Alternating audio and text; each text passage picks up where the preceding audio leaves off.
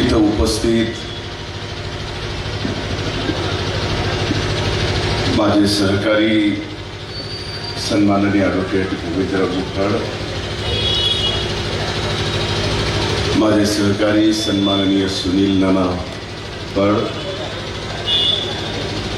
इथं उपस्थित डॉक्टर संतोष मुंडे, नगरसेवक माननीय नितीन बागवाले, आपल्या परळी नगर परिषदेचे स्वच्छता सभापती भावड्या करार, इथं उपस्थित माजी नगरसेवक माननीय शरद मुंडे, नियमित या बॉस फिटनेस सेंटरला येणारे माझे सहकारी सिराज भाई,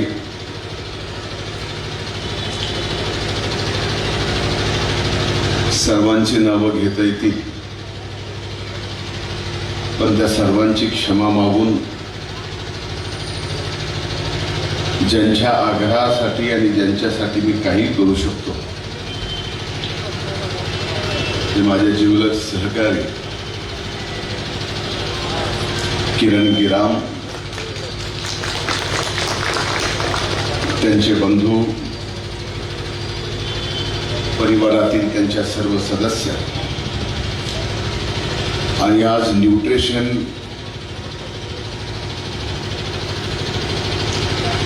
या फॅक्टरीच्या उद्घाटन प्रसंगी उपस्थित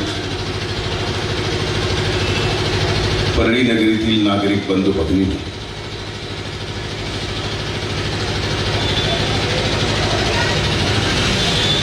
किरणचा या उद्घाटन कार्यक्रमाला येण्याचा आग्रह एवढा होता,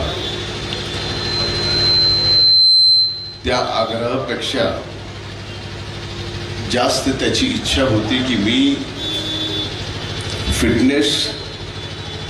फिटनेस बरोबर प्रोटीन इंटेक आणि फिटनेस रेग्युलर व्यायाम करणाऱ्याला त्याचं न्यूट्रिशन काय असायला पाहिजे याच्यावरती बोलावं. मला वाटलं किरणचा गैरसमज झाला. मुंबईला, पुण्याला, संभाजीनगरला, नाशिकला न्यूट्रिशनचे प्रॉपर जिम करणाऱ्याचे वेगवेगळे डॉक्टर असतील, मीही तोच डॉक्टर आहे का असा किरणचा गैरसमज झाला असावा आणि म्हणून त्यांनी या ठिकाणी मला तेवढं बोलावं हा आग्रह केला. मी जरी डॉक्टर नसलो तर या क्षेत्रामध्ये मी स्वतःला अर्धा डॉक्टर तर नक्कीच समजतो. जिम मध्ये येऊन व्यायाम करणारा व्यक्ती सिरियसली जर तो व्यायाम करत असेल तर नक्कीच त्याला एक वेगळ्या न्यूट्रिशनची गरज असते, वेगळ्या डाएटची गरज असते आणि ते वेगळं डाएट, ते न्यूट्रिशन आणि त्याच्यासोबत वेगळ्या प्रोटीनची सुद्धा गरज असते.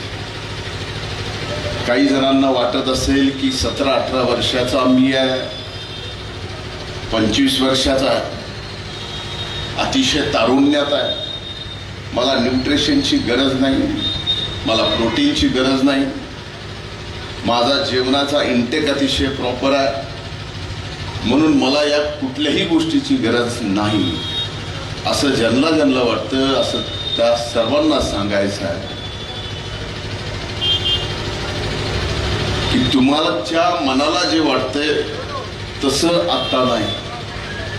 व्यायाम करताना 2 गोष्टी होतात. ज्या वेळेस तुम्ही वेट ट्रेनिंग करता त्यावेळेस तुमची जशी चरबी कमी होते आणि एकदा का चरबी कमी होऊन मसल बिल्डअप व्हायला लागतात आणि त्या मसल बिल्डअप करत असताना आपल्याला जर प्रॉपर न्यूट्रिशन मिळालं नाही तर सगळ्यात मोठी भीती ही असते की ते मसल्स पूर्णपणानं कमी व्हायला लागतात, नाहीतर ते मसल्स म्हणजे त्या मासावरती मग ज्याला आपण मसल टियर म्हणतो, ह्या सगळ्या गोष्टी जर प्रॉपर न्यूट्रिशन आणि प्रोटीन नाही घेतलं तर त्याचा परिणाम त्या गोष्टीवर होतो. मी स्वतः जिम करतोय, बऱ्यापैकी मी स्वतः वजन माझं कमी केलंय. असंही सर्वच क्षेत्रातलं आपलं वजन कमी झालं होतं, पण येणारा काळ आपला आणि त्या काळात आपण अतिशय चांगलं फिट राहायला पाहिजे यासाठी मी आता जिम करतो. कारण मागच्या 1-1.5 वर्षामध्ये माझ्या जीवातल्या जिवलग सहकार्याने सुद्धा मला भेटल्यावर एकच प्रश्न विचारावा की भाऊ तब्येत कशी आहे. मी ते ऐकून ऐकून ऐकून एवढं परेशान झालो होतो की मी म्हटलं आता आपण आपला चमत्कार दाखवावा लागेल. जिम करतोय, कामाच्या व्यापामुळं कधीतरी कमी जास्त होत आहे, पण वकील साहेब एक सभा आपल्याला अशी करायची आहे की ज्या सभेत मी भाषण करणार नाही, तर या वयात सुद्धा आपण शारीरिक किती सदृढ आहेत याच्यासाठी सभेला आलेल्या लोकांना आपलं शर्ट काढून दाखवायचं आहे की माझी तब्येत कशी हे तुम्ही विचारलं, ही माझी तब्येत अशी आहे एवढं दाखवायचं. जय हिंद, जय महाराष्ट्र. मी ज्यावेळेस जिम चालू केली, माझा स्वतःचा अनुभव सांगतो. मी वयाच्या म्हणजे वर्गाच्या 8वी पासून हनुमान व्यायाम शाळेत अविनाश गवळी आणि मी सायकलवर जायचो. तिथपासून मी माझ्या व्यायामाची सुरुवात केलेली. त्या हनुमान व्यायाम शाळेतल्या कुस्तीच्या हौदात मी कुस्ती सुद्धा खेळलेली. त्यानंतर पुण्याला असताना जिम करायचो, इथं असताना जिम करायचो.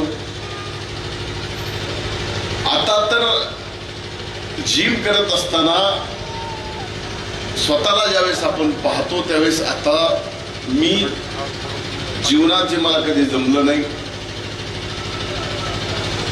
ते आता मला जमा लागले की जिम करत असताना आपण आपल्याकडे ज्या वेळेस पाहतो आरशामध्ये त्यावेळेस आपल्याला आपल्यावरती प्रेम होतं. आणि माझ्या बाबतीत का घडलं, पूर्वी कधी काळी मी जो व्यायाम काढलेला आहे त्यावेळेस जे माझे मसल बनले ते आता परत लवकर मसल दिसायला लागले. याचं कारण आपल्या मेंदूच्या मेमरीपेक्षाही मसल मेमरी जास्त स्ट्रॉंग असते, ती लगेच दिसायला लागते. आजच्या युगामध्ये या परिस्थितीमध्ये व्यायामाशिवाय दुसरा कुठलाही पर्याय आपल्याला नाही. मी अनेक जण असे मंडळी पाहिली आहे की सकाळी लवकर उठतात आणि चालायला लागतात. आता वर्ष झालं, 1.5 वर्ष मी गावाकडे गेलो राहिला, पण त्याच्या अगोदर मी जिथं सर्वाधिक लोक चालायला जायचे डोंगरावर, एक डोंगर चढ्या मला समोर दिसतोय. प्राध्यापक डॉक्टर PL कराड सर हे सगळे दिसते. आता मी अनेक जण असे पाहिले की ज्यांची साईज पहिल्या दिवशी ज्यावेळेस त्यांनी चालायला चालू केला डोंगर, तिथपासून 2 वर्ष तो इंचभर बी कमी नाही, जास्तीचं सोडून द्या. मग ह्या चालल्याने नेमका फरक काय पडला, तर फरक एकच पडत असतो, आपल्या मध्ये एक पॉझिटिव्ह जेल तयार करण्याची क्षमता हे चालणं करतं. आणि ते पॉझिटिव्ह जेल आपल्यासाठी फार आवश्यक आहे. एक पाणी जेल म्हणजे काय मी सांगतोय, एक असं पाणी पॉझिटिव्ह तयार होतं ते आपल्याला पॉझिटिव्ह विचार करायला, पॉझिटिव्ह बोलायला, पॉझिटिव्ह सगळ्या गोष्टी पॉझिटिव्ह करायला शिकतो. पण मी अनेक जण असे पाहिले की सकाळी वॉक करायला जाणारे वॉक करायला जातायत आणि जाता जाता त्यांना हृदयविकाराचा झटका येतो आणि हॉस्पिटलमध्ये जाईपर्यंत त्याचा मृत्यू होतो. ही परळीत अनेक उदाहरणं घडली आहेत. याचा अर्थ फक्त आपण चालतोय, हे कार्डिओ करतोय, या कार्डिओमुळे आपलं हृदय अतिशय चांगलं राहतं असा समज कुणामध्ये असेल तर काढून टाका. तेच कार्डिओ तुम्ही व्यवस्थित एखाद्याच्या सल्ल्याने केलं की तुम्हाला 30 मिनिटात 3 किलोमीटर चालायचं आहे. नाही तर आपलं चलणं गप्पा मारीत एवढं असतं आणि त्या गप्पा अशा असतात की निघाले की ट्रम्प पासून सुरुवात होती आणि काल शिवाजी चौकात काय चर्चा झाली, कुठं कोण कुणाबद्दल काय बोललं, तिथं ती चर्चा संपते. म्हणजे आपलं चलणं साधं नसतं, जगभरातून वरून खाली येते आणि पुन्हा चौकात बिवतात, कुठेतरी चहा पितेत, नाही तर बुद्रीकडं खरं का नाही. आता ते न्यूट्रिशन आहे का नव्हे, बुद्रेची संवाद मी स्वतः रोज मागून घेत असतो नाश्त्याला आठवड्यातून 2 मिनिटं, तो विषय वेगळा आहे. पण दोन्हीही व्यायामाची गरज आहे. नुसतं चलणं हा व्यायाम होऊ शकत नाही. थोडं पळावं लागतं, थोडं थांबावं लागतं. ह्या सगळ्या गोष्टीत आपल्या हृदयाला थकवावं लागतं. त्यावेळेस तुमचं हृदय, तुम्ही जरी वयानं जास्त होत राहिला तर तुमचं हृदय मात्र वयाने मोठं होत नाही. तुमचं हृदय तसंच राहतं. मी ज्यावेळेस व्यायाम चालू केला, कार्डिओ करायला लागलो, त्यावेळेस मला एकदा अचानक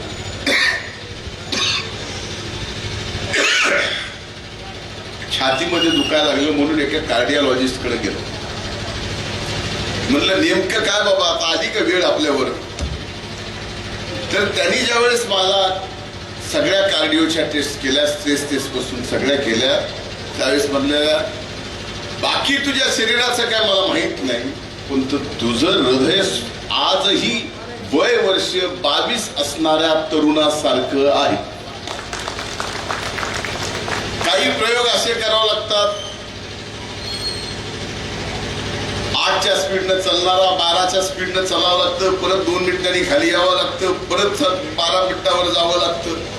हे स्वतःला थकवणं, हे स्वतःला थकवणं नाही तर तुमचं हृदय मजबूत करणं आहे.